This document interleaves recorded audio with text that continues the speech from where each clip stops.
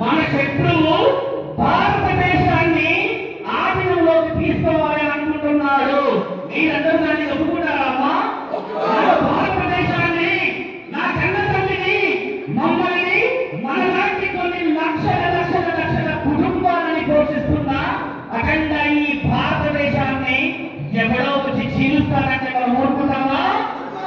నా తండ్రి మహాముఖ్యంగా ఎవరైనా నా భారత జాతిని, నా నీతిని ఏదైనా తక్కువ చేసి మాట్లాడితే వాడి కంటి మీద కూరుకుండకుండా చేయడమే సాధు సంస్కృతుల యొక్క ముఖ్య లక్ష్యము.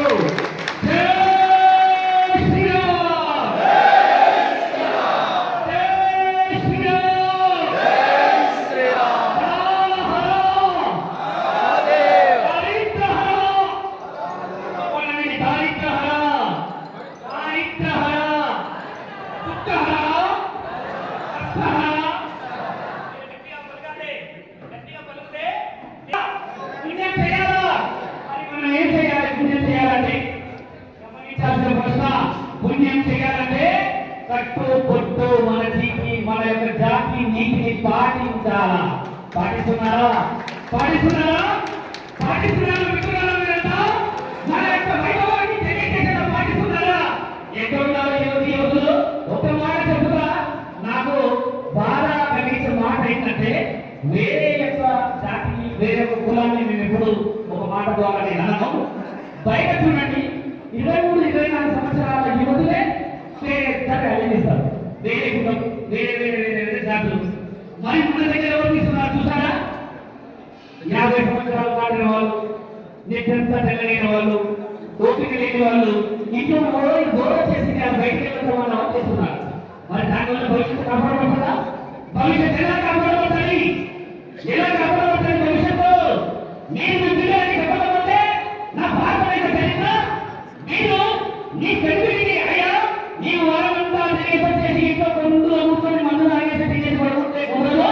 తన వెళ్దాం. శ్రీరాముడి పర్యవేక్షణ పండించిన మహాభారతం అనేది మన పిల్లలకి చూపించొస్తామని తీసుకెళ్తారు బయటికి. ఎవరు వెళ్ళరు. ఇప్పుడు ఇంకొక విషయం, చాలా మంది ఏంటంటే ఆశ్చర్యకరంగా ఒక ప్రశ్నకి జవాబు తీసుకోవాలి. సమావేశం అయిపోయిన తర్వాత సమావేశం గొప్పతనం ఎందుకు మాట్లాడాలి?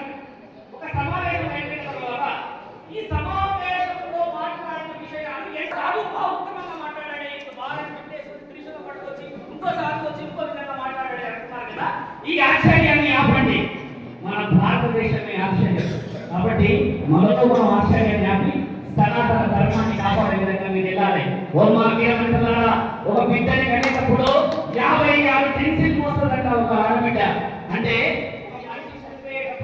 సుమారు నాకు తెలిసి, నేను కూడా బాగా చదువుకున్నాను, 11 టెన్సిల్ మోస్తుందంట బరువు. అంటే మనిషి చనిపోతాడు 11 టెన్సిల్ తర్వాత ఉంటాడు. సడన్ గా ఒక కట్టిపోతే ఒక లారీ నాకు పోతే నేను 11 టెన్సిల్. అయితే ఇప్పుడు 11 టెన్సిల్ దాటిన తర్వాత మనిషి చనిపోతే ఒక ఆడపిల్లని చెల్లివ్వడానికి 56 టెన్సిల్ మోస్తుందంట ఆడబిడ్డ. మరి ఇంత గొప్ప చరిత్ర కలిగిన ఆడపిల్లలు ఎందుకు చదువుతలేదు? ఆడపిల్లలకి అలాగే ఎలా జరుగుతుంది తెలుసారా? ఎందుకు జరుగుతున్నాయి? మీరు చూసుకోవాల్సిన విషయం ఏంటమ్మా, మీరు ఎంత చక్కగా సిద్ధమైతే అవతల వ్యక్తి మనలో అంత లోపాన్ని కోరుకున్నాడు. ఒకప్పుడు ఎత్తుకోవడానికి భయపడే వాళ్ళు నడిచే నడవడిగా 16 మూడుల చీర ఆర్టికల్స్ ఎవరికి తెలియదు ఇక్కడ. ఒకప్పుడు 16 మూడుల చీర ఉండేది, ఇప్పుడు పంచలు అడుగుతారు చాలా మంది. అలా ఉంటుంది. 16 మూడుల చీరలో 16వ ముడి ఈ ముడి వైపు కట్టు చేయడంట ఆడవాళ్ళకి. ఇప్పుడు కట్టులు ఉన్నాయమ్మా మన దగ్గర లేవు కదా. మరి మీరంతా వీరమంతలాగా లేకపోతే మీ పిల్లలకి ఎలా నేర్పిస్తారు? పిల్లలకు నేర్పించాల్సిన అవసరం మీరేనా? మీరే కదా అమ్మా. మీరు నేర్పిస్తారా మీ పిల్లలందరికీ? మన శాస్త్రం గొప్పతనం నేర్పిస్తారా? పురుషులందరూ వచ్చి సమావేశం చేస్తారు, సాధువులందరూ వచ్చి సమావేశం చేస్తారు. కానీ ఈ సమావేశాన్ని ఒక వైవిధ్యంగా, ఒక రణరంగంగా, ఒక చక్కని సంస్కృతిని పాటించే భారత ఖండంగా ఎవరు తీర్చిదిద్దాలి? మనమేనా?